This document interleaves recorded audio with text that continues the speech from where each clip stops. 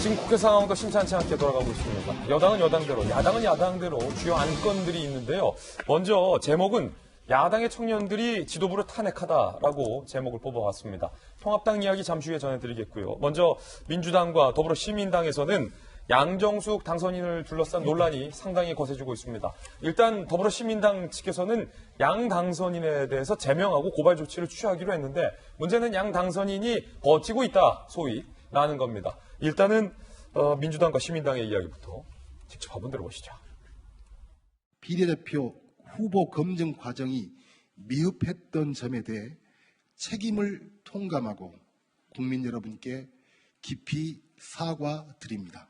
본인 스스로 당선인 신분에서 사퇴하는 것만이 옳은 길이라고 생각합니다. 공직선거법 위반 혐의로 정당의 공직자 추천 업무의 방해 혐의, 부동산 실권리자 명의 등기에 관한 법률 위반 혐의로 고발할 예정입니다. 고의적으로 문제를 축소 은폐했다. 이런 사실과 다릅니다. 최초로 인지한 것은 4월 7일이었습니다. 후보자는 언론의 의혹 제기와 관련해서 적극적으로 해명해야 할 것이다.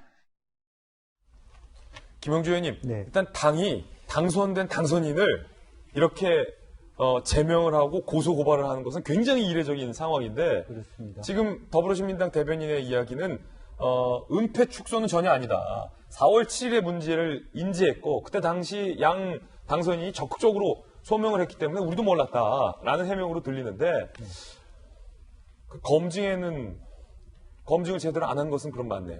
검증을 제대로 안 한 거죠. 그 소명이라고 하는 것은 그 사람 말만 들은 거잖아요. 그게 소명입니까? 그 사람 말만 들은 거. 검증이라고 하는 건 그 사람 말은 말대로 하지만 미국의 경우에는 어떤 사람을 선택하기 위해서 그 사람 동네까지 가서 그 사람에 대한 인신까지 알아보는 그렇습니까? 현실입니다. 실제로 그 사람하고 같이 술 먹어본 사람 어떻느냐까지 파악하는 건데 그만큼 형식적인 검증을 했다. 큰 틀에서 보면 준연동형 비례라는 제도 자체가 양당 전체 민주당만 그런 게 아니라 통합당 비례대표 공천 과정을 너무 빠르게 신속하게 할 수밖에 없었고 그런 부분에서 부실 검증이 나타날 수밖에 없는데 더 아픈 것은 사실은 이분이 2016년도에서도 민주당 비례로 말하자면 이름이 올랐다는 거죠. 이제 그 과정에서 사람들이 온정주의에 빠져서 실질적인 검증을 하지 않고 당의 법률위원회 부위원장을 비롯해서 하고 심지어는 인권위원으로 했는데 과연 지금 이분이 언론에서 또 기자들한테 대응하면서 자기 문제에 답하는 걸 보면서 과연 인권위원으로서의 그 자기 나름대로 어떤 양심과 소신과 윤리적 소양이 있는가 회의 들게 되고 또 법률위 부위원장을 했다는 민주당 자체에서 사실은 그동안에 너무 당의 안팎에 가까이 있는 사람들에 대한 자가 검증이 부실했다는 것을 스스로 반성할 수밖에 없는 부분이에요. 그러다 보니까 이 사태가 벌어진 것이죠. 예. 늦게나마 이런 부분을 당에서 반성하고 사과를 했지만 사실은 이것은 굉장히 어떤 그 국민들에게 선택을 부탁하는 말하자면 후보를 내는 당 입장에서 크게 잘못한 일이라고 저는 생각이 듭니다. 예. 정혁진 변호사님, 민주당의 아까 송갑석 의원 같은 경우는 당선인이 사퇴를 해야 한다. 네네. 라고 얘기를 했거든요. 네네. 일단 더불어시민당에서는 제명 조치를 취한다라는 것은 이제 당적과 더불어시민당 소속이 아니라는 것인데 네네. 제명을 한다고 해서 양정숙 당선인이 국회의원직 신분을 박탈당하는 것이 아니라 무소속 국회의원으로 제명당한다도 유지가 되는 거잖아요. 그리고 뭐 다른 당으로 갈 수도 있겠죠. 다른 당으로 가도 되고 네네.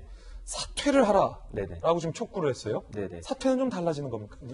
사퇴를 해도 고발을 했다는 거 아니겠습니까? 그러면 수사는 이제 시작이 돼서 거기에 따른 법적 처벌은 나올 것 같은데 그런데 제가 봤을 때는 저는 좀 조심스러운 게 양정숙 당선인의 말씀이 자기는 그런 일을 한 적이 없다 이 이야기란 말이에요. 그러니까 그 전제로 해가지고 만약에 지금 그 이야기가 되고 있는 그러한 모든 것들이 사실이라고 그러면 어제도 말씀드렸지만 법이 3가지 법을 위반을 한 거기 때문에 부동산 실명법, 공직선거법, 그다음에 세법까지 위반한 거기 때문에 그거는 당연히 사퇴를 넘어서가지고 형사처벌까지 받아야 될 사항이고 그런데 그것이 의혹에 불과할 뿐 진짜로 우리 어머니가 돌아가시면서 너한테 내가 다 줄게 그래서 내가 받은 거다 뭐 이런 식의 이야기다라고 하면은 단지 재산이 많다는 것으로 내가 이렇게까지 매도되는 것이냐라고 하는 게 지금 양정숙 당선자의 의견일 테니까 그런 부분들을 먼저 명확하게 하는 것이 필요할 것 같은데